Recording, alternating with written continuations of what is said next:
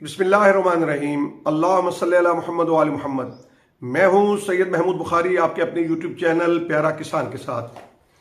प्यारा किसान, आज एक इंतहाई अहम खबर, मरियम नवाज शरीफ वज़ीर आला पंजाब ने एक अहम कदम उठाया है और वो गंदम की काश्त के हवाले से एक जामे प्लान तैयार करने की हदायत कर दी है और उसमें उन्होंने ऐलान किया है कि किसान को हुकूमत तनहा नहीं छोड़ेगी और किसान का हुकूमत साथ देगी।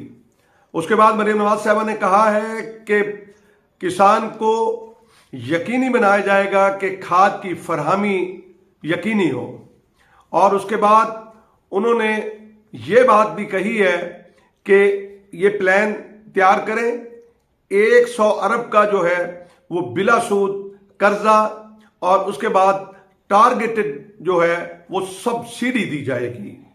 ये बहुत अहम ऐलान है और हम समझते हैं कि हुकूमत पंजाब को थोड़ी सी समझ आ गई है और वो इस तरफ तवज्जो दे रहे हैं।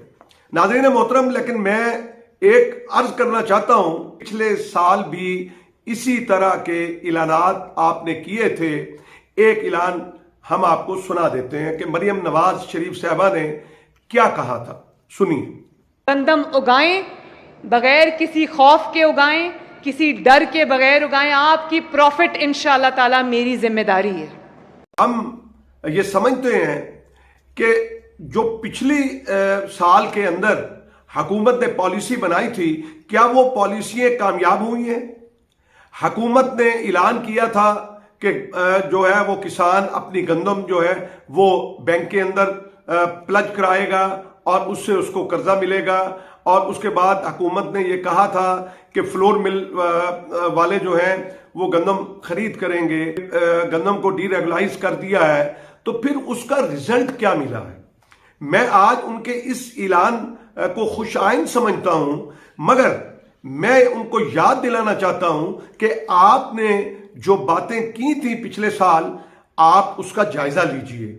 आप देखिए कि उसमें किसान किस बुरी तरह लुटा और पिटा और उसमें 2200 अरब रुपए का जो है वो किसान को नुकसान उठाना पड़ा।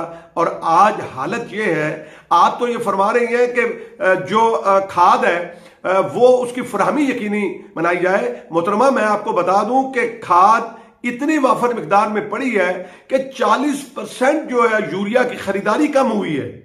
हमें सख्ती नहीं है।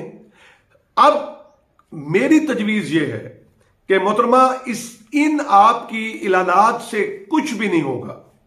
और मैं ये कहता हूं कि किसान जो है, जिस तरह बाकी तबके अपने मुतालबात के लिए, मिसाल क्लर्क जो है वो कलम छोड़ हड़ताल करते हैं और वो दफ्तरों का काम रुक जाता है। जरा सोचिए कि भाई जब कोई ट्रक वाले अपने मुतालबात की मंजूरी के लिए वो सड़कों पे नहीं आते और वो काम रोक देते हैं, तो आपकी तमाम मुल्क जैम हो जाता है। एक लम्हे के लिए सोचिए, अगर किसान भी ये फैसला कर ले और ये करने पे आप मजबूर कर रहे हैं, हुकूमतें मजबूर कर रही हैं, तो फिर होगा क्या? फिर ये होगा कि जिस तरह पिछले साल 29 लाख टन गंदम कम हुई है और इस साल भी फिर कम होगी।